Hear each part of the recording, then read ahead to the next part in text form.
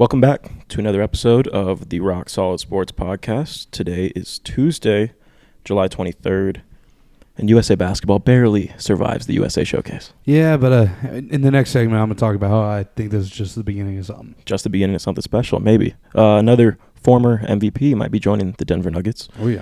The Open Championship was this week. Xander Schauffele back on top. Mm-hmm. And Shams was breaking some non-sports news over the really weekend. Interesting to see him on that side of the internet. Yeah, not the first time, so we'll talk about that. But yeah, let's get to it. We gonna make it, baby. Rock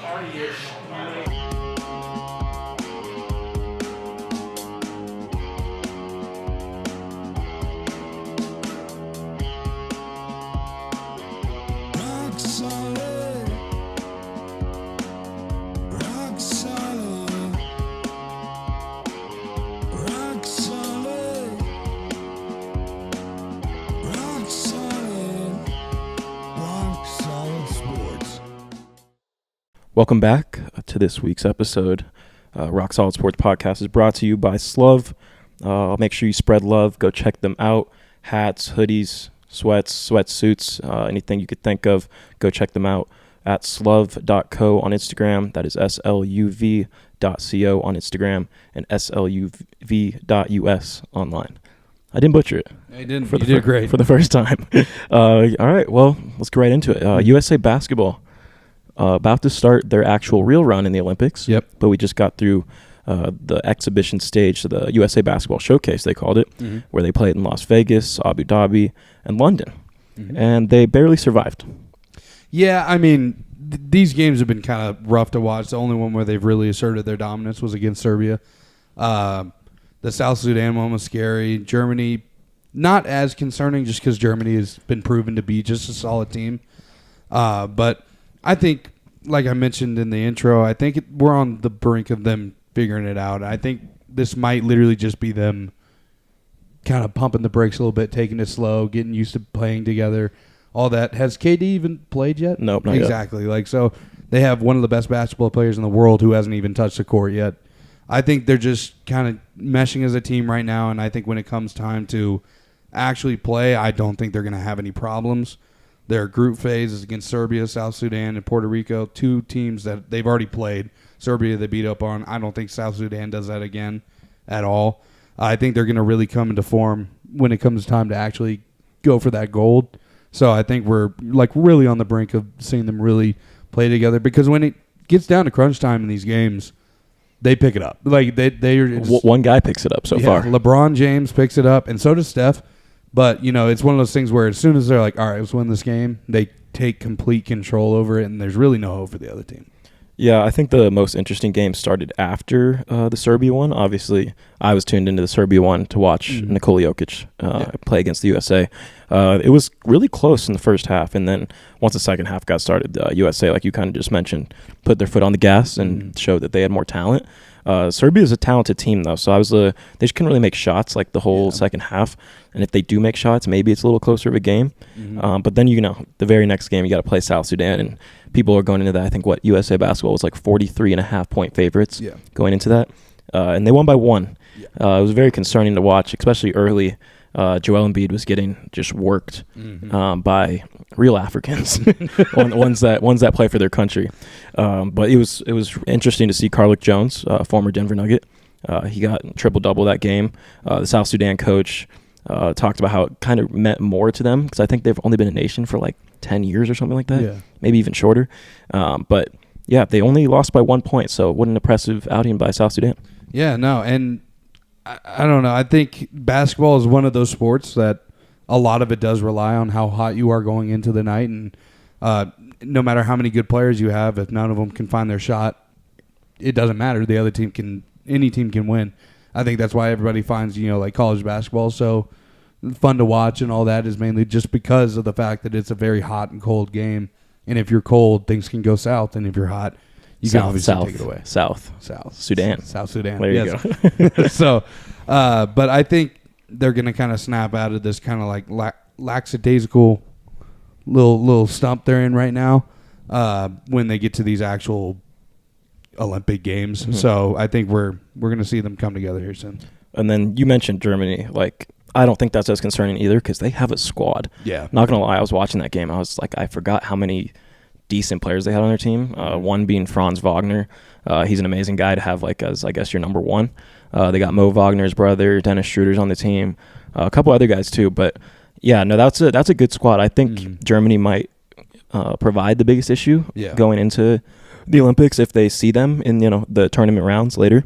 But, yeah, other than that, there's really no other teams that kind of concern me at the moment. We were talking about Spain, France, maybe. Obviously having Wemby and Gobert in the front line. Yeah, that proves issues. But I think the biggest issue for USA basketball right now is themselves. And like you said, I think having the best players in the world, they can turn that around pretty quickly. No, I agree. So I don't know what Steve Kerr's going to do though going into the Olympics with the starting lineup.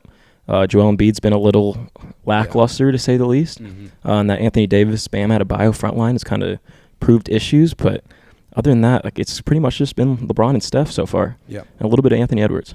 Yeah, and I mean they're all just solid players, and you got to try to find a way to work them all in as much as possible. But when it comes to these real games coming up soon, you got to have your best on the floor. You can't be putting people on the bench just because this guy maybe is a bigger name in some points, but they just need to win. We've gone through so many years of USA not putting their best foot forward in terms of their basketball team that they send out to play against other countries. So this was a really big moment when we heard that it was happening and all these star players were getting back together, trying to re-achieve that like dream team and show that we breed a lot of really good talent in the U.S. and this basketball is something we take and Cameroon. And it's something that we take very seriously, and that it's one of those things like if we put together an all-star football team, it's one of the things we should handle pretty easily. Yeah, I agree.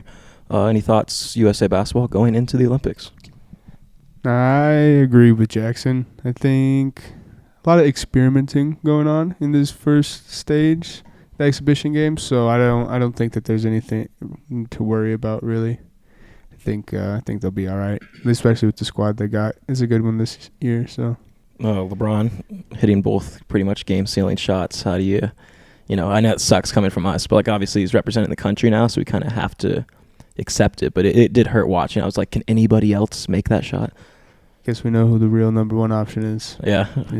Anthony Edwards even said the difference was LeBron James. Yeah. I mean, that's LeBron during the season, though, to be honest with you. It's whenever he decides that he wants to take over a game, he can do that. It's just, he runs out of gas in the postseason. But now that he has a longer offseason, getting eliminated in the first round, he probably has a little bit more gas in him. Yep. So that's a good sign for USA. I guess we could talk about a guy who won a gold medal in 2012, Russell Westbrook. Oh, yeah. Former MVP is set, and it looks like he's going to join the Denver Nuggets maybe in the next 48 hours. Yeah, I think it's going to be a really good addition because I think Russell has kind of settled into his mold in this late part of his career as that kind of solid role player that you can bring in clutch moments, and he has that experience to keep playing. And I think right now that's especially what the Nuggets need is a role player who can come out and perform when you need him. Too many of the Nuggets' losses this year were because we just didn't have the depth of guys to go out there and really get it done. And I think that's what ended up being our Achilles heel in the playoffs as well. So I think bringing in a guy with this much experience, this much talent, and yes, he can be kind of hot and cold, but honestly, as a role player and maybe even coming off the bench type of guy, that being hot and cold's okay because you want to bank on those hot nights and you can be okay with the cold ones. Yeah, I had mixed emotions, I guess, going into this because, you never really know what you're getting with the Russell Westbrook experience. But when you look at the roster right now, I think it's perfect. So you have like two bigs. We would have had three if D'Shawn Holmes didn't sadly tear his Achilles. But we had three bigs that all could shoot, which is great to spread around Russell Westbrook off the bench. And I think the other big advantage is Jamal Murray's banged up a lot. Yeah. And when you have a guy like Westbrook that plays a lot of games, he plays hard, I think that's going to give Jamal Murray extended time to rest during the season when they really need him to. And then you really take a step back at it. We pretty much just traded Reggie Jackson for Russell Westbrook. I think that's a decent deal for the Denver Nuggets. Yeah, I agree. So we had some guys in Summer League. Julian Strother showed out. We have another guy, I think his name's like Trey Alexander, undrafted rookie. He did really well. So I think we have more depth than maybe it looks like on paper. I feel like if our young guys step up. So I'm hoping that Russell Westbrook, I mean, I think he's a good leader too. Yeah. To kind of bring in with these bench guys. No, yeah, I agree. Because like when you watch the Nuggets and how they play, those 5 guys out there, if they're just doing all right, they're going to get the job done. They're going to get their assists. They're going to get their rebounds. They're going to get their points. They're going to put the team in a position to win. So now it's really about when those guys step off the court, who are we going to put on to also contribute to that? They don't need to be doing it at the same level, but they need to be doing it to the point to where those guys can come back on and they're kind of right back where they left it, instead of getting a lead and taking over a game, going to the bench, coming back, and now we're in another ball game or in a tight game. So I think he's going to really complement the team, and I don't know, like the Nuggets, I think for the foreseeable window that they have right now, we're going to be NBA championship contenders right there, I think, in the top 4 of odds. So it's just about making sure that when those star players step off, they have the role players to come on and the depth to come on to really push them past that point. Mm-hmm. What's your thoughts on, does Westbrook, I think he adds depth. I think that's a clear, I don't think that's a question. But do you think it's going to work? I know we talked about this a little bit, but I'm hoping it's going to work. Like Jackson said, you get hot or cold Westbrook, and I'm hoping, obviously a duo we've never seen before, Jokic and Westbrook. Obviously no one knows how it's going to fare, but it's Nikola Jokic, so we see him turn role players into great players, so I'm hoping he can do the same. Use Russ's already high IQ and turn him into something great as a role player now. I think he'll be a great cutter off of Jokic too. I think we've seen that with a lot of guys, even like Bruce Brown. Yeah. Obviously, Bruce Brown had a little bit more of a jump shot, understandably so, especially at this point in Westbrook's career. But I think if there's one guy who can make Russell Westbrook playable, I think it's Nikola Jokic. And obviously, I think we'll see Westbrook come off the bench. I know Bleacher Report was doing those stupid graphics of this starting 5. Westbrook's not going to start. No way. I think that's clear. If His days of starting are come and gone. Yeah, they've come and gone ever since the Lakers team essentially. Mm-hmm. I think funny storyline. He got cut from the Utah Jazz 2 years in a row, practically 2 weeks apart. Mm-hmm. He got traded to the Jazz last year from the Lakers, part of that 3-team deal that sent D'Lo to the Lakers and Mike Conley to the Timberwolves. Russell Westbrook immediately gets cut, signs with the Clippers. Mm-hmm. Clippers trade him to the Jazz this year. He gets cut, and now he's set to join the Denver Nuggets. It's not official yet, but I think it's pretty set in stone. And I think they're talking about it on ESPN. Those are topics. It's gonna happen. So I'm excited to see.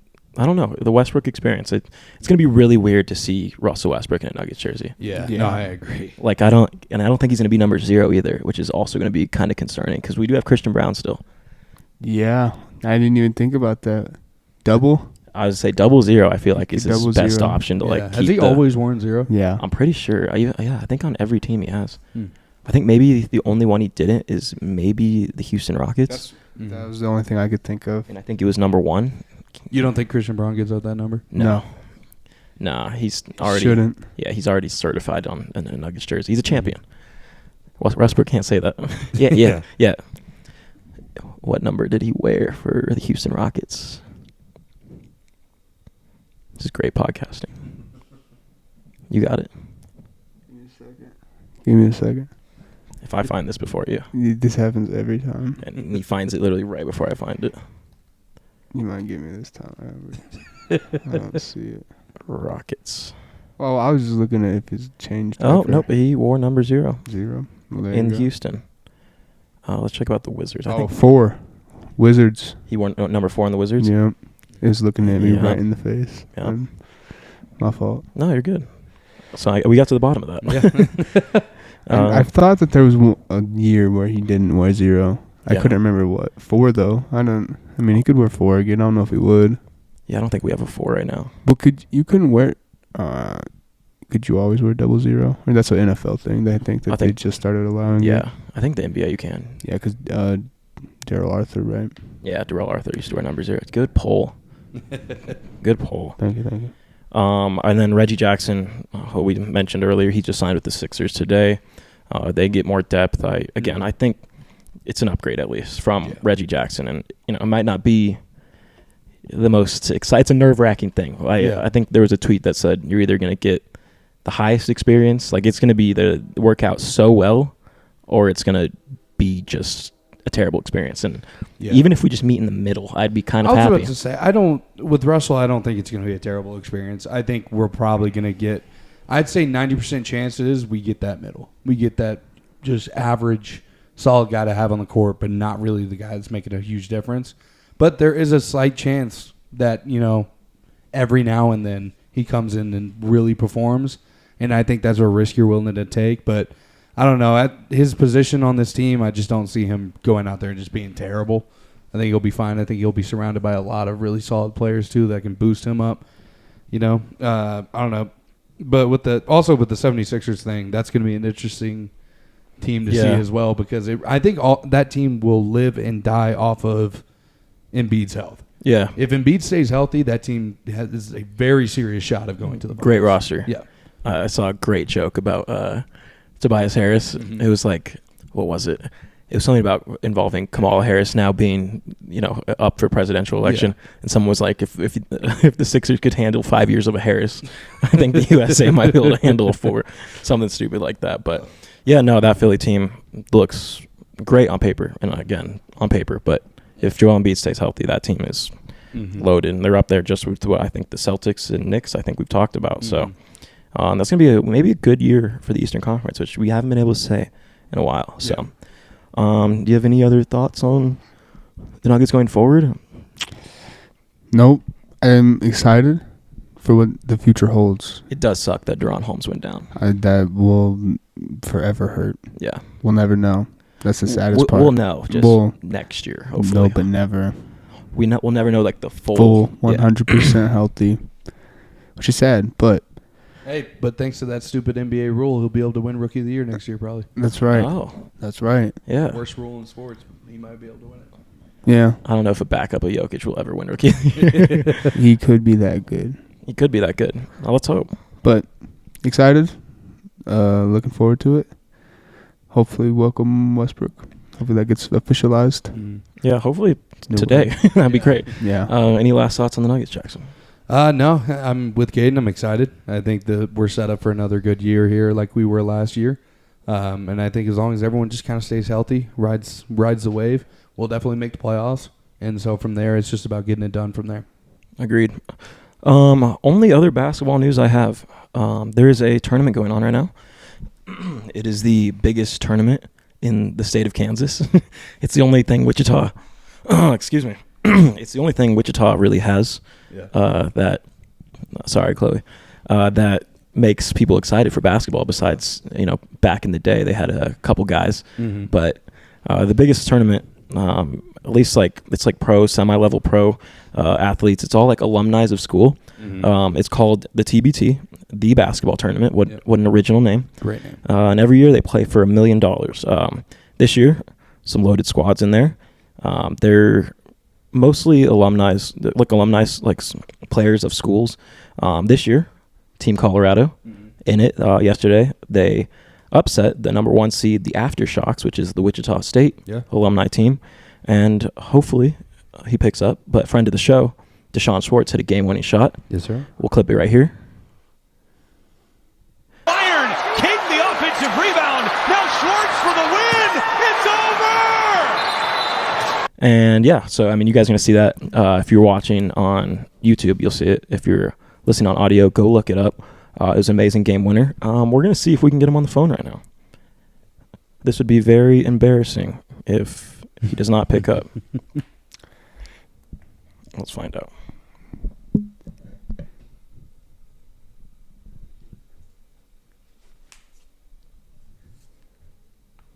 Let's hope I have service too. All right, it's dialing, I think. Yo, What's up?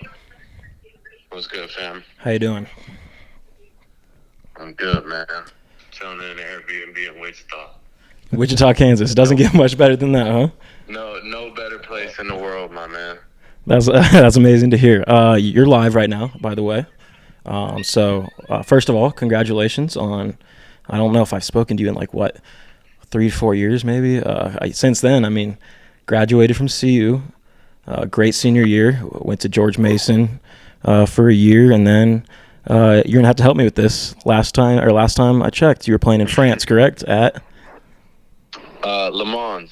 Le Mans. Okay, so yeah, I couldn't pronounce that. I was gonna need your help the whole time. No worries. But now you're in the TBT. Tell me about that experience so far. Obviously, being in Wichita, maybe not the best part of the states, but the tournament seems to be a great hit every year. Yeah, man. I think for us, especially, we have a big group of guys. We're all connected to Colorado in some way, shape, or form. Last year we had all CU Buff guys together, and this year we grabbed a couple other pieces. Josh Adams, he played at Wyoming. We grabbed a couple other guys, but they all have Colorado connections. Jay Zaglotti from Colorado, from Denver. So, we all built that bond, and, we're staying in Airbnbs together, building our team, and, just bonding. It feels really good to play in the States again because all of us play overseas, and it's a little bit different playing away from home. For sure. I was gonna ask you about that. You're playing with Evan Beatty again. You're playing with George King, Andre Roberson. I'm sure these are guys you've played, pick up with. You've done runs with them plenty of times. But tell me, how is it being on a bigger stage and you're representing pretty much the University of Colorado?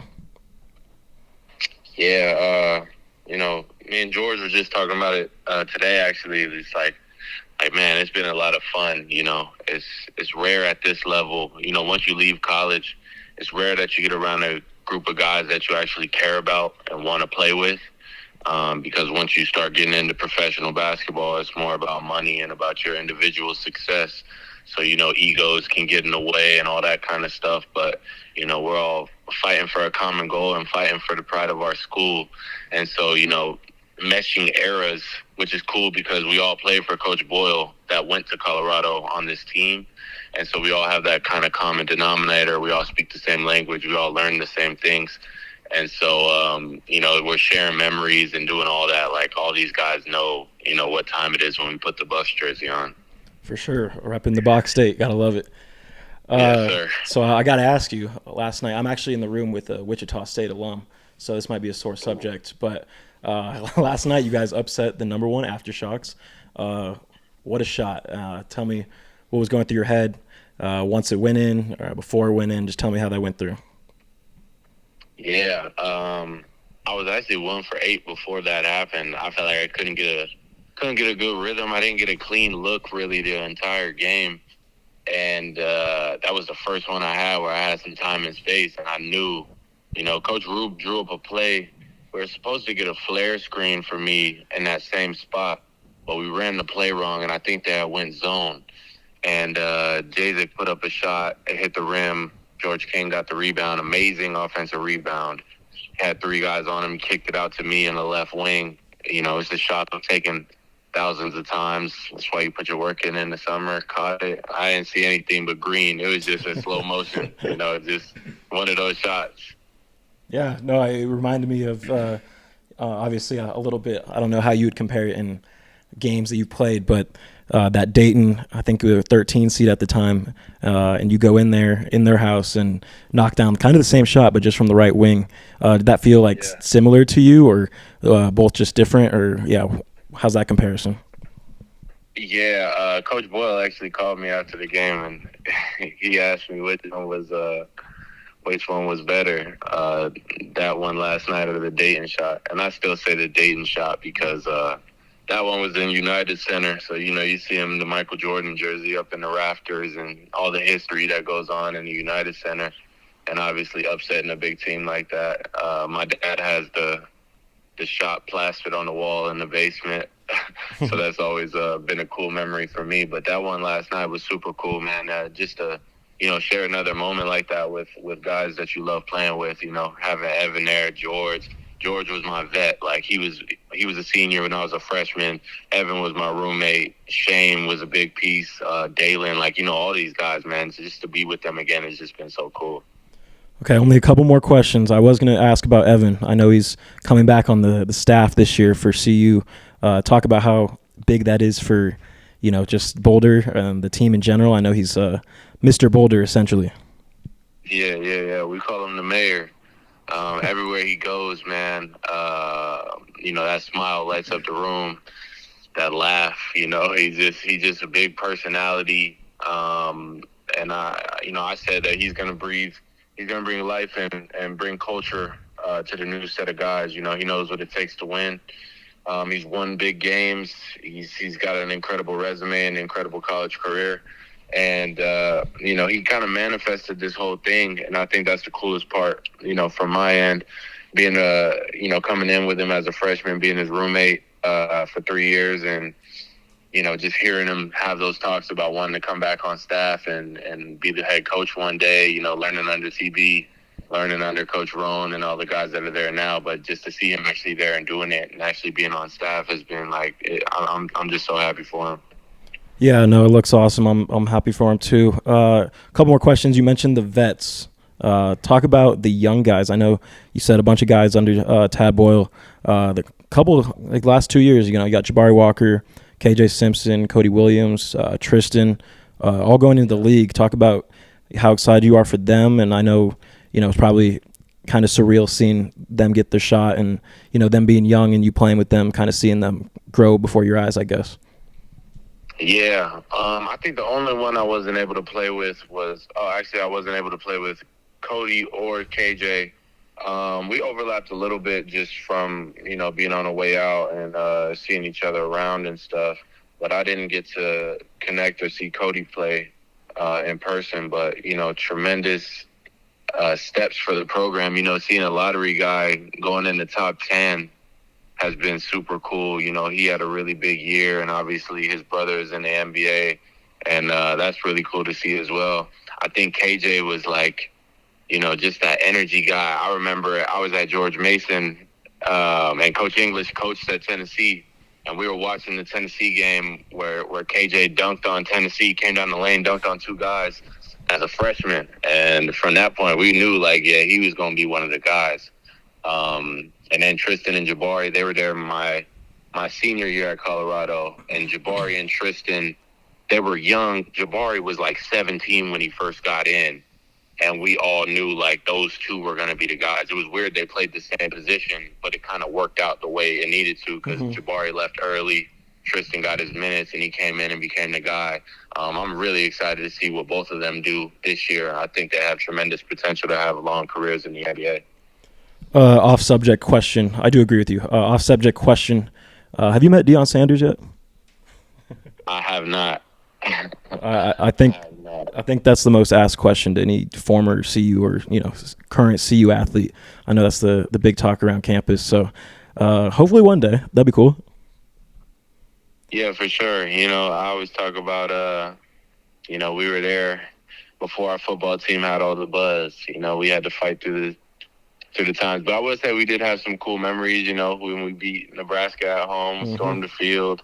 We had some cool moments, Lil Wayne wasn't there and Quavo and Offset, they weren't there, but it was cool. A new tide. All right, last question, Verb question.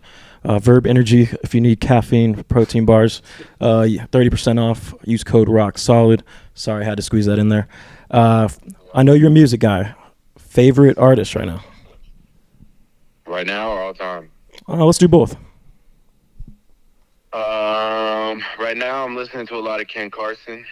You're in that mode. You're trying to win games. You need somebody that's going to get you right, get you pumped up. I like Ken Carson. I like his beats. I like the new wave of those kids in Atlanta doing their thing. All time is a toss up between Jay-Z and Kendrick Lamar. Wow, I love it. Kendrick, I'm guessing your take on that is he won the beef. 100%. Yeah. 100%. But I will say, I think Drake had the best song with Family Matters. But I think Kendrick had the best strategy, worst strategy, and won the beef. I love it. Well, thank you so much. Again, we're waiting for you to get back to Colorado one day so we can get you in studio. Would be nice. Get a full interview. But this has been awesome, and I really appreciate it. Yes, sir. We're going to make it happen. All right, bet. Good luck with the rest of the tournament. Go kill it. We'll be watching. We'll be rooting. Bet. Yeah, thanks for having me on. Y'all have a good one. All right, brother. And that was D'Shawn Schwartz. That was a really cool little insight into that. I think a lot of moments in those TBT tournaments and stuff like that, I think is a lot of people just don't see the ins and outs of it and how cool it is for teammates to come back together and play with each other. So that was really interesting. Yeah. Thoughts on it? Oh, that was awesome. Like Jackson just said, and even more insight into the Dayton shot that no one would have gotten before. So yeah. And it's a lot of people may just think that like a game-winning shot like that just happens when realistically, like he said, like that's why you train in the summer. That's why you train for those shots. That shot just wasn't one moment. That was multiple moments that he had done beforehand that led to him being able to do that. Yep. No, I've been lucky enough to watch him since I think he was like maybe 8th grade, freshman in high school, something like that. You could just tell he was one of the ones growing up. Like I think was the number 1 player in the state like for like 4 or 5 straight years, and you could tell he worked for it. He deserved it. And it's cool to see him at this level now. Like watching him in the Pac-12 championship a couple years ago was awesome. I think they ended up losing that game by like 2 or something. And then seeing him go to George Mason, which is like a pretty cool program to be a part of, especially after their underdog run like early in my life. So it was kind of cool, like a full circle moment even for me. And I'm not even the one playing, but it's always cool to see like D'Shawn's playing with Dalen, who I went to school with up in Northern Colorado. He mentioned Jazik, who played I think at CT. In Aurora. So, I think it's a cool experience for them to all come back and play for their alumni school. It's something I wish I could be a part of, not like obviously that would be cool if I was like on that level. I'm not nowhere near that. Those guys put the work in, but like it would be cool to just experience that, I guess. Even for the assistant coaches, I know they have like content guys for this and stuff. So, I know that was a cool experience, and I think they have a game tomorrow. So, we'll have to tune in and watch. Go kill it, D'Shawn, and the rest of Team Colorado. Oh, yeah. Sure. Buffs for life. That's what they're sponsored by. So, all right. So, I guess other big news. There was a major championship this weekend. Yes, there was. The Open Championship. Xander Schauffele wins his second. Is it the second major of the year? And an American swept all 4 majors, being Bryson, Scotty, and 2 for Xander. Yep, we're back. We would have thought like even a week ago that this was the year of Scotty Scheffler. We can still kind of say it is, but Xander Schauffele is kind of making an argument for himself. Yeah, no, I agree. I think it's a little too late in the running right now for him to really make a huge splash in the FedEx Cup in terms of points, but I think this gives a really good little maybe flash forward going into like next season and what he can do. Like I think he's finally broken that seal of winning one, and I think he kind of understands what it really takes now. I think we're seeing that. He's been competing all year, and he finally got one, and now he's got his second. So, like I said, I think it might be a little too late in the running for him to really try to go get that FedEx because of how good Scotty Scheffler's been playing. But I think this is a really good sign for the future for Xander Schauffele. He's going to keep performing. I think, like you said, it's just he had to see one go in, just had to break the seal one time, and the majors are going to start, flowing in. He's been pretty good all year in majors. I think he has not finished below number 8. No, his play hasn't been the problem. It's just been not being able to finish and win at all. And I think he proved this week, one of the best finishers. That's Friday and Saturday was rough for so many guys except for Xander Schauffele. And it's cool to see. Like, you haven't really seen – that course was tough. The Royal Troon, I believe they played at in Scotland. Yeah. Looked terrible. Weather was terrible. It always is. Yeah. And, some of these guys just couldn't – they were shooting like 9s, 10s. Like it was kind of rough to look at the score sheet. But then, Xander was the one guy that was just kind of consistent. He played through the weather conditions, played through all the, tough bunkers. Yeah. I don't think he really got himself in like a crazy bad lie in like the last 2 days, but that's just good golf right there. Yeah. The course definitely took some people and threw them around a little bit, but that's what, those links golf courses can do to you, especially the ones out in Scotland. Like, that's the birthplace of golf, so that's where you're going to find a lot of the most challenges that you'll see on the tour. I got to give it up to Xander for getting himself another one. Scotty even hanging on there. He kind of just had a bad weekend, but when you have a bad weekend at a course like that and you still shoot 1 under for the week, it's pretty solid. There was a moment Saturday where they were finishing up, and I think he was -2, only like 4 strokes out of the lead. Yep. And I was like, this might be like Scotty's to lose, which sounds crazy. No, yeah, I think you told me that. You were like, I think Scotty's going to pull it off. And then he was, I think, -4, I think through 9. And then he got through that 9th hole on the last day. And, man, that's where he kind of just fell apart for him. I think it was like a double bogey. I think he might have been a triple bogey. He had 3-putted. It was a bad look, but you could even tell he struggles with putting sometimes. Yeah. But you could even tell that made him like really mad, and I think his head was just out of it after that. Yeah. And a pretty decent performance by John Rahm as well. He'd been really struggling. Your guy, John Rahm. My guy, John Rahm. He'd been struggling, but he came out here and shot 1 under, and of course that's hard and pretty difficult, and the field was low anyway. So pretty good bounce back from him. But I think the most depressing news to come out of this, in my personal opinion, is I think in my heart, I think Tiger's got one more in him. I think Tiger's got one more win in him. I really do. But that thought is fleeting very fast, and I think we might be seeing the end of hope and optimism for Tiger playing in these tournaments. Finished 12 over in this, not good at all. Pictures surfaced this week or last week of his leg without his leg sleeve, and it is very not great to look at. He's got a huge scar down the entirety of his leg. That was bad. But it's just one of those things that sucks because it's just like he keeps going and he keeps giving this optimism to everyone watching these press conferences and stuff before the round. He keeps having these good pre-rounds, and it just he goes out there and just struggles. Yeah. And so, like I said, I still hold that belief in my heart. I think one day, one round, or one tournament, he's going to be Tiger Woods for a tournament, and he's going to win or get top 3, and he's going to fight for a trophy there. But I think one might be even a stretch at this point with how he's been playing. Agreed. And it just stinks because if it wasn't for his health and how many problems he had in the past with what was hurting him, he really could still be competing right now with all of these guys, I think.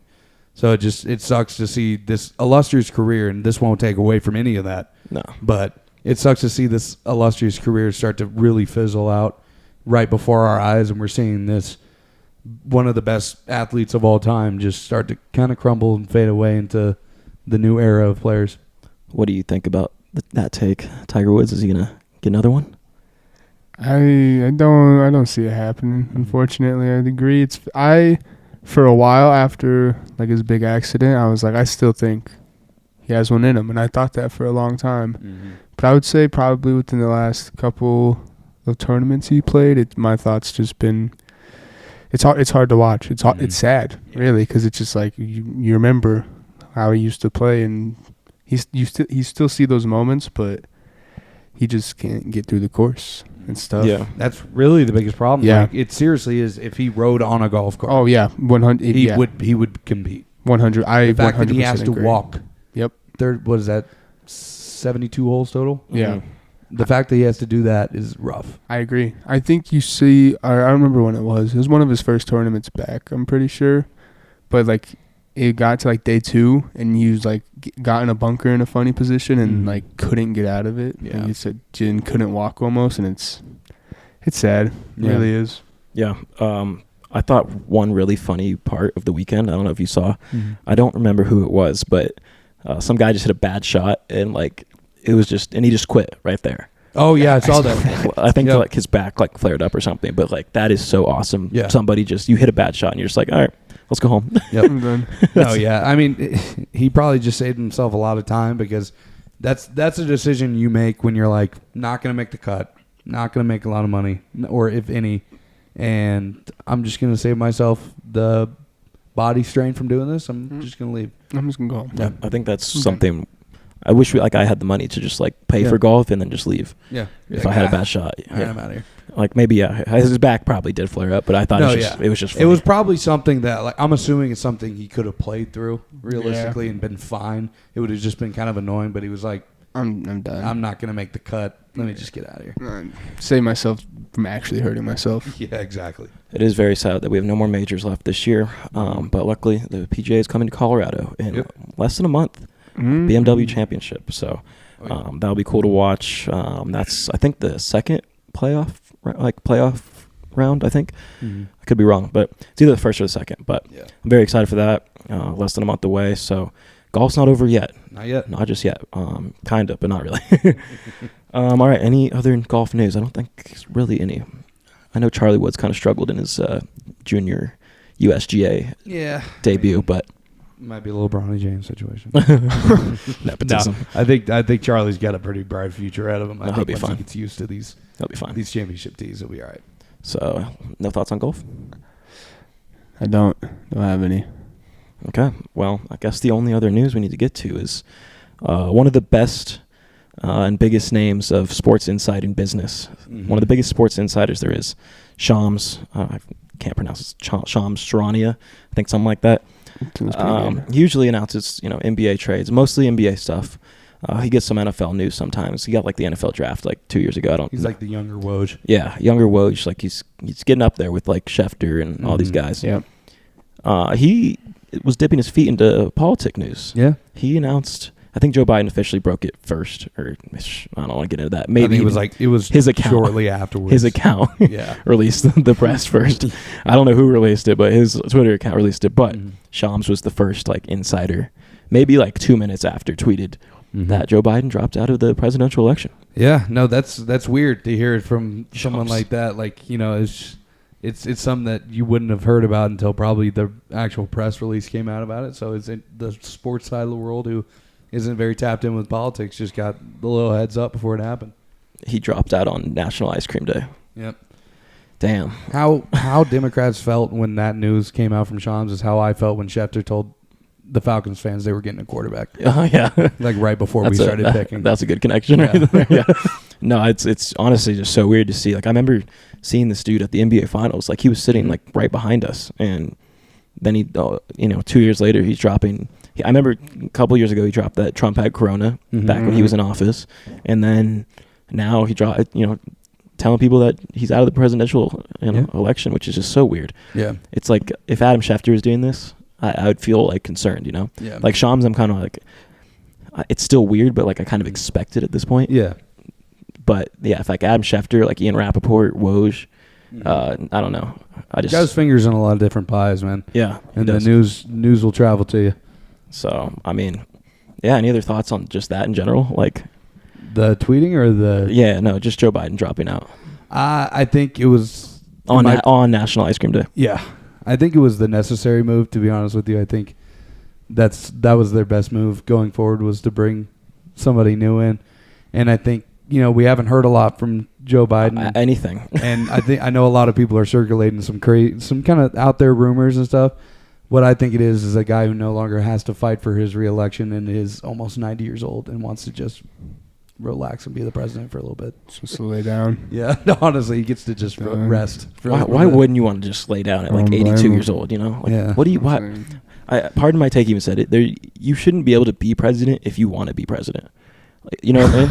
What do you mean? One more time. If you want to be president, like I feel like you're just like either power hungry or like I get you what know what I you're mean? saying. Like it should just be a regular person that has everybody's ideologies and not ideologies, but like everybody's thoughts in their mind of like making everybody happy, which obviously that will never happen. But if you want to be president, you should just be taken out of the ballot in general. Yeah. You know how great that'd be for an election? And it's like, all right, it's Jim Johnson. You just, fuck, me? This guy's me? I didn't want to do that. I don't know. We were talking the other day on like who you would, like what celebrity or like would be like the best choice. And honestly, I couldn't think of one. Obviously, like people say like The Rock or whatever, but I think that's even played out. Yeah. But, like I don't even know. Like at this point, Glenn Powell might be president. Yeah, honestly, at this point. 3 out of 4 best movies this year, and he's in golf commercials. Yeah. He might be Kamala's VP. You never know. I mean, him just standing there and looking into the distance and acting sexy has been making these movies pop recently. So maybe they'll make America work. Maybe he can get some votes doing that. Yeah. I guess we'll probably never find out. But No, probably not. yeah, no. I like last thought. Yeah, no, dude. If I was 80 years old, the last thing I'd want to do is have a job. Yeah. Like go. Yeah, dude. Sleep. It had to be like in the past few weeks. He was just like, I gotta get on another damn flight to another state to go here, to go there. I'm like, bro, I don't even want to get on flights now. yeah, I'm 23. I have a lot of like fucking mileage left in my life, and yeah, no. If I'm 80, I'm laying down, hopefully in a bed with a dog on a ranch yeah, in the middle of nowhere, not running the fucking country. You know what I mean? That sounds terrible, but all right. I guess we'll get into the ad read and then the segment part of the show on the other side. All right, exciting news, guys. We have a new sponsor, Verb Energy Bars. Simple, natural energy and protein bars. They have flavors like carrot cake, chocolate chip cookie dough, French toast, cookies and cream, anything you could really think of. Brand new product. You guys should go check it out. Make sure you guys use our code, Rock Solid, all capitals, to get up to 30% off. Use Rock Solid, all capitals again. Get 30% off. You guys are going to enjoy it. You guys are going to love them. We all do. Go check them out. Welcome back to the segment part of the show. We haven't had these in a while. Yeah. Been like 3 to 4 weeks, I think, without a full list of like 2 segments. So we're back with this this week. We're going to start with cold brew hot topics. The beer's already out. The cold brews, one might say. What's your cold brew hot topic, Jackson? Mine right now is Jordan Love. So right now he's holding out of training camp at the moment, seeking contract extension, I believe. And a lot of people are saying he deserves a lot of money. And I do think he deserves to get paid. But I don't really know if it's worth doling out a ton of money for him right now. I mean, he's had one good year. And how many guys have we seen come through the NFL, play one really good year, get paid, and then disappear? Brock Osweiler comes to mind immediately. But I don't know. He had a decent year. They kind of barely made it into the playoffs, kind of, and then played a Dallas team who really beat themselves and kind of just sucked. But I don't know. I just don't know if it's the right move to really, really pay the guy. I don't know if he's in that upper echelon of quarterbacks that deserve these crazy contracts, because I think it's just a little too early to really tell if he's really like the perfect answer for Rodgers leaving. I don't think we know that yet. I think he has a lot of potential, and I think there is a lot of hope there. But is hope really worth doling out hundreds of millions of dollars? You banking on hope? I don't know. So I guess we'll see. I mean, he's still young. He's got a long career ahead of him, I think, still. So we'll see. But me personally, I just don't see him being worth a lot of money at this very moment. I don't think he's shown enough to the point to where he should be regarded as like a top 5 paid quarterback in the NFL. Yeah, no, I think it's really weird. One, that he's holding out. I mean, it's just so early in his career. Like, he's played one full season. Like, I think he maybe had a couple of spot starts for Aaron Rodgers 2 years ago. But his first, like, full season with the Packers was last year. Yeah. Did he play well? Yes. Yeah. Did he win a playoff game on the road? Yes. Like, there's a lot of there's a lot of positives here. Yeah. But, you're looking at the NFC North right now. There's the Detroit Lions, obviously, probably looking like the favorite in that one. Yeah. The Bears kind of loaded up this offseason. Yeah. Bringing in Keenan Allen, keeping DJ Moore, getting DeAndre Swift, still have Montez Sweat there, and obviously drafting Caleb Williams, number 1 overall. It's a tough division. Like, it looks like it's going to be a tough division going forward, at least in these next few years. So I think it's just a little interesting that this is the timing of it. Yeah, I think right now it sucks to be a part of that Packers front office right now, because they really don't have a choice. Yeah. They have, like you just said, you listed off all those good teams in their division at the moment. They don't really have time to not pay him go somewhere else for the next years or so, and then they have to scramble to find a quarterback. They might just see this as their only option at the moment. And it's worked out for them in the past, where they signed these young guys, and Brett Favre and Aaron Rodgers are the last 2 examples, and the odds of this happening, of just having like Brett Favre, solid Hall of Famer, Aaron Rodgers, solid Hall of Famer, and then having another guy come in right after him and then also being solid, the odds are pretty low of that happening. Almost zero. Almost zero. So it's like, I don't know. I think he's been sitting back behind Aaron Rodgers for a while. I think he's learned a lot. I think he's pretty solid. But, I mean, last year he had a decent year, 32 touchdowns, 11 interceptions, like a 62.1 QBR throughout the entire season. I don't know how that exactly works throughout the entire year. 64% completion percentage. I don't know. I think he's good. Like, I think this segment for me isn't saying that he's bad and that he shouldn't get paid a little bit. I just don't think he should be getting almost supermax quarterback contract going into this year. I just don't think he's worth it. I guess you can, maybe the only positive way to spin this off is you look at it kind of like that Patrick Mahomes contract. Obviously, we know Jordan Love's not a Patrick Mahomes. Yeah. But with the salary cap rising like every year, like every 2 years, we saw how good the Patrick Mahomes extension looks now, even though back when he first signed it, everybody's like, oh, that's too much money. That's too much money. And now we're seeing guys like Burrow. Yeah. I don't know if Lamar got his money last year. Trevor Lawrence got paid fat. Jared Goff got paid fat. And we're seeing, like, it's not really far-fetched to say Jordan Love is close to Jared Goff, like, at least right now. You know what I mean? One more good season under his belt, you could probably say he's up there with Jared Goff. So maybe you get the money done early and then worry about the rest of the roster going forward. Yeah, I mean, I think what the smartest thing would be to do from both sides is to be like, I'm going to take a smaller amount of money. Yes. And then we're going to build up this already young team that we have good chemistry, and build a juggernaut team. And then we get to the point where you can pay me that amount of money and still have the money left over. Yeah. But right now they have a few good core pieces, and they would be kind of shutting themselves off from really going out and getting a lot more. I agree. By giving him a huge contract. So I think right now the focus, I would think, should be to get him enough to where he's satisfied and to what he deserves, because I do think last year does warrant a good contract, but not so much to the point to where you're banking your entire future on him being a Patrick Mahomes, Josh Allen type of quarterback who's going to be around for 5-6 years and put you in the playoffs every year and give you a shot to go to the Super Bowl. Yeah, I agree. Any thoughts for you on Jordan Love possibly getting an extension?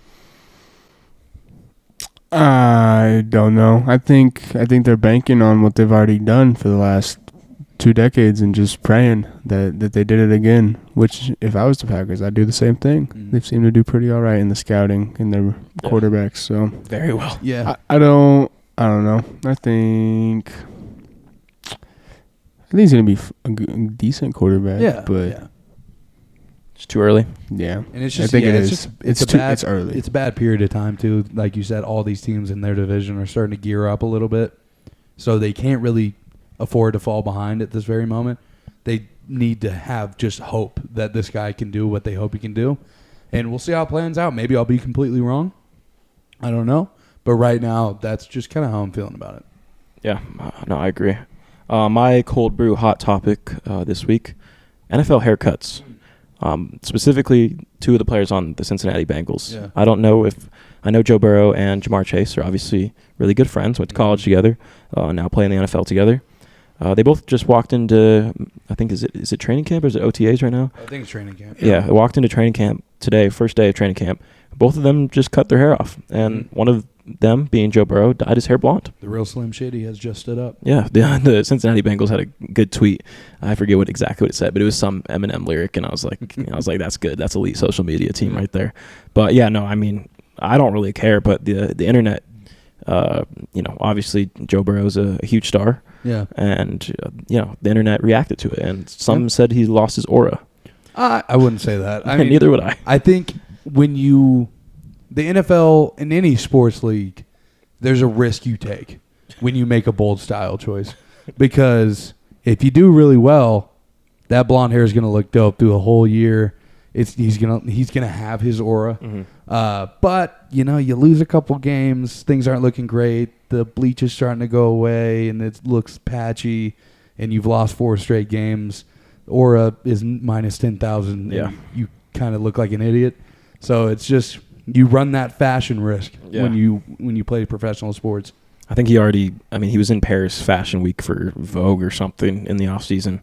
And obviously, I know that was a big topic, especially with him wearing a backless suit. Yeah, very interesting fashion choice already. So I mean, I don't think the hatred of getting that haircut is going to be worse than wearing a backless suit. Assless chaps. Yeah. I think he'll be okay. Obviously, I don't think it's that big of a deal, but it is Joe Burrow, and obviously the internet's going to talk about it when things happen like that. And then Jamar Chase too, having braids last year, and I think since he's gotten out of college, essentially for 3-4 years now. And then I wonder if they talked about this. I would assume so. Or if they just both showed up and were like, oh shit. I mean, they've been playing together for 6 years at this point, it feels like. Yeah, like 4 college, or 5. because they played together for 2 years in college, I think. Yeah. And then 4, I think that's this will be the 4th year, I think. Yeah. Yeah. So I mean, they've been together for a while. So, I'm pretty sure they coordinated. Well, what if they didn't? What if they just showed up and was like, oh shit? That's pretty cute. So I think T. Higgins last year cut his, and who knows if he'll even be on the roster come season. Yeah. But yeah, maybe that's just like a Bengals thing. Maybe, I mean, Joe Burrow did struggle last year. Joe Burrow was hurt most of the season. Maybe he's just trying to turn a new leaf. Yeah, maybe. I mean, they're a team that The only reason they weren't that great last year was just because Joe Burrow was out for as long as he was. So, I mean, they're definitely teed up to have a really good year, maybe even like a Super Bowl push this year. So it'll be interesting to watch, and hopefully they do good, and we can keep seeing Slim Shady throughout the year, and it doesn't just go away. Do you have any advice for Joe Burrow? Because, you once just buzzed it all off, and, do you have any advice for him? Rocket. I've buzzed it all off. I've dyed my hair blonde. I've done it all. And you just got to do what you got to do. I was going to say something, but I lost it. Feel good, play good, baby. That's right. I mean, in the grand scheme of things, it doesn't matter what anyone else says. He's wearing a helmet. Exactly. He's wearing a helmet. What didn't we just do pictures, and didn't he have like super long hair? That was the fake. Someone made that Photoshop right when the off season was like kind of in the middle of a dead zone, like near the draft, I think. Yeah, and the whole internet was like, "Oh my gosh, he has long hair," and now he has no hair. Yeah, and it's blonde. No, I mean, like I said, Rocket. All right, well, fuck him. Your cold brew hot topic, kid. I don't know how hot of a topic this is, but I am sick of seeing Jake Paul fights. I'm done with it. I think that 90% of the time they're no names. 90% of the time there's some sort of disadvantage majorly favoring Mr. Paul. And I'm done. I think he should just, at this point, he just needs to go pro. He needs to go, he did his stunts of exhibition boxing. He needs to go pro, and he needs to go fight with the big boys and prove that he can do it now. Yep. So I'm done seeing him. I really don't want to see him fight Mike Tyson at this point either. What's the point? What are you proving? That's what I don't get. Fighting a 62-year-old man. It's like when Floyd fought Pacquiao. It's just like Pacquiao was like 50. Yeah. Floyd was like early 30s. Yeah. And it's like, dude, Floyd just got off his career. Yeah. And Pacquiao's been like just resting. like withering away. Yeah. No, I agree. I think it's just stupid. I mean, at the beginning, you got it. It was the gimmick. Everyone was watching. But now it almost doesn't even seem like anybody cares. Oh, no, I didn't even know he was fighting until I woke up. I didn't know he was fighting until the fight happened. Yeah. That was it. Like, the day of is when I figured out that he was fighting. I think the gimmick has run its course, and I think its most profitable peak is gone, which I think is the only reason he started doing it. But now I'm like, okay, I'm with you, Caden. I think he's gotten enough fights in him right now, and I think the only thing that people would care about would be to see him go fight an actual boxer. And I think even if he were to go do that and lose, he would gain more respect 100%. than he is doing what he's doing right now. I agree. 100%. Yeah. No, I think his brother's on a little bit better of a path right now. Well, because his brother picked the right path for them. WWE Entertainment. What they should have been doing. Yeah. And Logan is awesome on that. That's exactly where he should have been. It's exactly where his career should be at right now. It works out perfectly. I think Jake Paul's always been kind of like the younger, wishing he was as big as Logan. So I think he goes out on more risk, like covering his body in tattoos and doing this boxing thing. Like, I think he really tries to separate himself from his brother, but it doesn't work because his brother has done better at like making his image almost every better. stage of life. Yeah, like he had issues, and then a big issue, and then proceeded to, instead of keep acting like this like YouTube kid, he's like, I'm gonna make a professional choice to actually go out and do this like entertainment thing instead of Jake Paul trying to like masquerade as this boxer for some reason, which was interesting at first, and it was like, oh, it's just a celebrity thing. But now he's almost taking it too serious for it to be in that niche, like celebrity thing. Exactly. Like, he's done it too much, and so now it just looks pathetic when he's like what, 30 maybe? Yeah, maybe a little younger. Probably pushing 30 for like, sure. And he's fighting like these like 42-year-old like former UFC guys who were like grapplers and submission guys, and it's like, you're not doing yourself any favor. Nobody's gonna gain any respect for what you're doing. Yeah, totally agree. Any last thoughts? Oh, that's it. Your hot Enough topic? of it. Enough of it. I'm done seeing it. Stop it. Cut it out. Find something better to do. Unless he fights pro. Unless you go pro, yeah. That's the only thing that would make... I would watch that fight. But until then, I don't give less than a shit. I don't think anyone else does either. No, I agree. All right, well, I'll let you get into the last segment. We were going to have, hopefully, a live caller from Brave Stadium, but Apparently the weather's bad, Yeah, and the game has been postponed. the game was postponed until tomorrow. So Yep. maybe next year. Maybe. But Braves Dugout. another place where rain is pouring is that whole team. It is not great. We have about everybody's hurt. Everybody of substance. Whit Merrifield is the newest addition to this. Literally just got traded, came over, fielding ground balls before the game, took one off of his finger, and now he's out. So that's great. Austin Riley is on paternity leave. Congrats on the sex. Could use you. Could use you now. No, go be a father. No. And then, Michael Harris is out. Ozzy Albies is out. Freed's out. Matzik's out. Spencer Strider's out for the year. Ronald Acuña's out for the year. Everything is going downhill currently. But we've lost 3 in a row. We're still in the fight for the NL East, but time is slowly running out on us. And the Phillies, I wouldn't say they're as hot as they were, but they're kind of just maintaining pace. So if there's a time that we need to pick it up, it's right now. And I'd say I'd correlate how big this trade deadline is for the Braves as it was in 2021 when we made that run for the World Series. It needs to happen. We need to make a lot of moves if we want to go for it. If we want to be content on just taking this team and half the team going into the playoffs and trying to push through and win it, we can. But with a half a team and your star players not playing, it's going to be hard to beat teams like the Dodgers and the Astros to really, or not the Astros, like all these other teams. Phillies. Yeah, to push through and win any of it. So I don't know. If they want to make a push this year, it's going to happen at the trade deadline. They're going to have to make some changes. Whit Merrifield, it sucks that he did get hurt, but he's only day-to-day. So he'll be fine. He'll be back for us. So we're just going to have to see.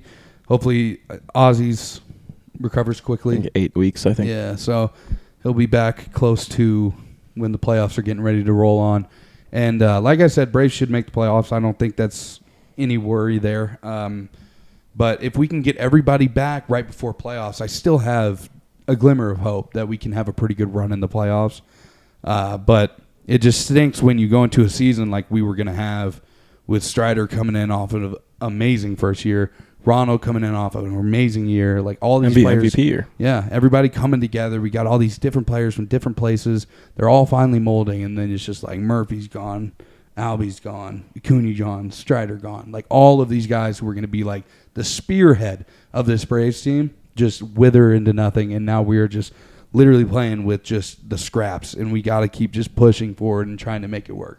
Yeah, no, I've been watching kind of closely throughout the season. I think I did bet on the Braves yesterday, and I believe they lost to the Reds. So that was great. Yeah, no, I mean trade deadline is, I believe, a week from today. Yep. So we'll be at like noon on the 30th, I believe, something around there, 2 p.m. probably. Yeah.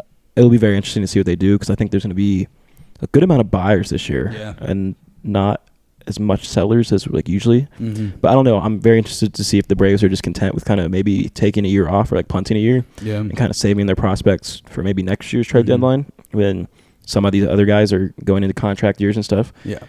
Like I wouldn't even, obviously I don't think this is even a thought, but like I wouldn't even try to go trade for like a guy like Juan Soto. Like obviously the Yankees wouldn't trade him, but with him being on an expiring contract, it makes it look, a little bit more wide open than if he got extended during the season. But like that's just, I feel like a waste because you go get one or two guys, and I don't think even that can make the biggest difference at least. No, yeah, I mean, who'd you say, Jazz Chisholm? Jazz Chisholm. Ooh, yeah, literally, like that's a big name in this free agency. Yeah. But when we get past that, that's really going to definitely set my expectations. If we go out and get a couple guys that can just kind of fill in until we can get our whole team back, I won't be too upset with it. But if we don't really do anything, it'll kind of signify to me that this is probably just a whatever year. I won't expect a World Series, but it'll be fun to watch them. Are you going to be mad if the Dodgers get Luis Robert and Garrett Crochet at the deadline? No. I mean, it's just one of those things where why would you want to go to a team right now in the Braves that is not set up to win? Like, if you're posed between two options of, like, there's this team that's beat up badly, and, like, you can go and you could probably make an impact, but nothing of significance. Or you can go join like the Dodgers, who you could add on to more All-Stars, and then at that point, you're pretty much guaranteed, not guaranteed, but you're given a much greater chance to make the World Series. That's a way better choice to go to. Yeah. Last thoughts? I got nothing. Rockies walk-off last night. Doesn't move me. I think Beetle is not Chris moving. Bryant's back, what, today? Yeah, today. It all starts today. So Chris Bryant will be back today, and he'll be gone by 11 a.m. tomorrow. Hey, man, we're on the verge of October. You got to get it together. Oh, my goodness. He's not even wearing the Rockies hats anymore. He's wearing construction hats to this. Yeah, just lost all faith, all hope. I'm sure I'll wear a Rockies hat tomorrow. Yeah, Probably. But All right, well, any other thoughts? I don't think so. All right, well, I think we'll wrap this episode up. Hopefully next week will be cool. Hopefully we'll try to do the college football thing next week. We got to figure out the technology for that. Yeah, and make sure everyone's here as well. Yeah. So that helps. Hunter, I don't think will be here next week because he comes back on Wednesday. So have fun in Georgia, Hunter. See you when you get back. Should have been here still. Yeah, should have zoomed in. All right, well, be a friend, tell a friend, tell somebody you love them. You might just make their day. Peace. Peace. Peace.